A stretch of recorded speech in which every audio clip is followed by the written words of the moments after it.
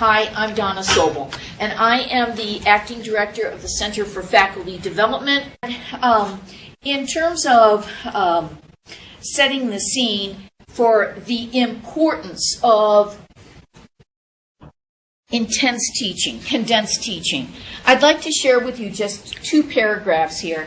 Some years ago, Chris had acquired the morbid habit of reading the police reports in the paper, hoping not to find the names of former students there. Let me just tell you, Chris taught kind of a combination of a 4th, 5th grade classroom. Well, many years she did find 1 or 2 names. And, every year she heard some good news about some children she taught. But the bad news, well, when it came, it always felt like it weighed more. It left her wondering if indeed she'd done anything good for a kid. She could imagine finding Robert's name in an unhappy context in the paper one day. She looked out at her class that morning and she thought, geez, how many different backgrounds they come from, how many different sets of challenges in life they encounter. Even if I had every one of these students in my class for 365 days, could I ever really meet the needs and accomplish my goals? Well, she used to believe in miracles. She now tended to believe only in mysteries. I guess I used to feel like I could really rescue every single student that I had. And if they had a really good teacher, a really good one, everything would be fine in my class. Well, it's not that I try any less today. It's just that I'm more aware of what the limitations are. Teaching in just 1 year, what kind of difference can I make? Forlornly, Chris looked out at the students and she thought, well, you know what? I don't think I've ever really broken anybody. Well, you know what? She should have been more generous to herself. As instructors really never know that they've made a difference in any one student's life, even if they've made a dramatic one. But for students who are used to thinking of themselves as not real smart, not really worth talking to, not really capable, I suppose a good instructor can provide a astonishing revelation. A good instructor can take a student and at least give them a chance to feel like, he or she thinks I'm really worth something in this area. Maybe I am. Good instructors put snags in the river of students passing by. And over the years, they direct hundreds, maybe thousands of individual lives.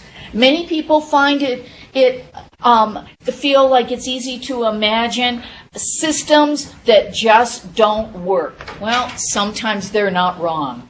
But there's also an innocent that conspires to hold us together as instructors. And it is made up of those people that really never know the difference that they can make.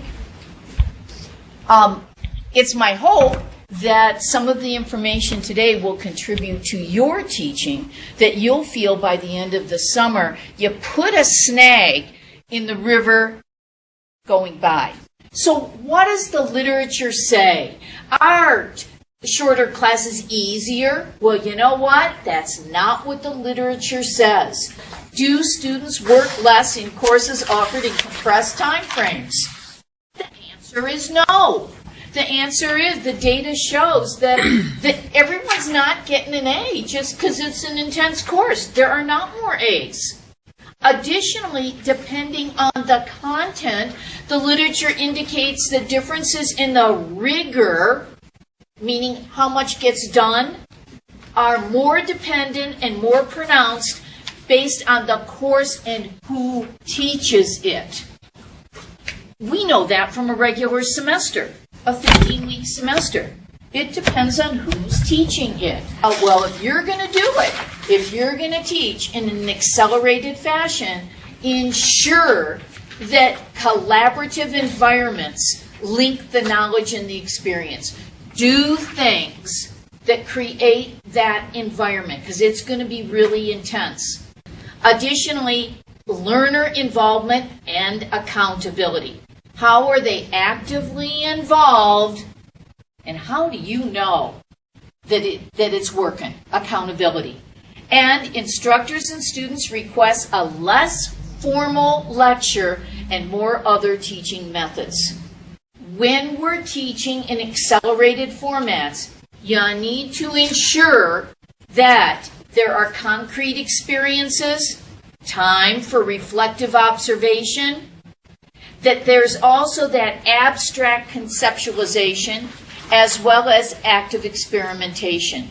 Well, here's how the student is the actor, is involved, and the student is the receiver, which is you choreographing all of that.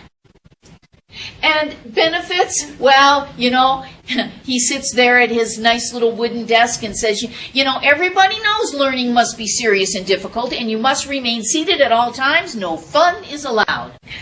The Kolb model says, chunk your time. How do you deal with class and homework, campus and online? How do you manage all that?